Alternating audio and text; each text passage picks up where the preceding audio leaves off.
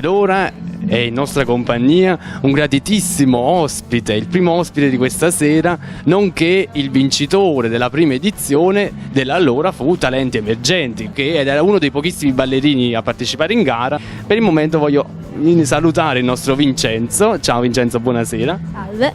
Come stai dopo un anno dalla vittoria? Ti è servita la vittoria dell'anno scorso? Continui a ballare questi tuoi passi particolari alla Michael Jackson? Dalla vincita della scorsa volta sono rimasto molto soddisfatto e molto sbalordito. Ovviamente questo mi è servito a crescere e continuo ancora con questa mia passione per Michael Jackson che non smetto di nutrire in me.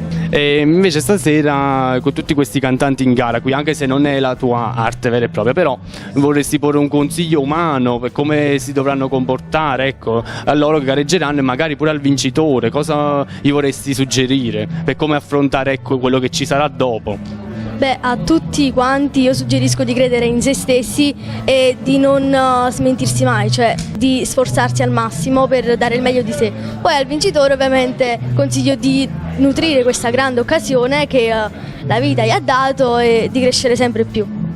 Manda un saluto speciale ai nostri lettori che ci seguono.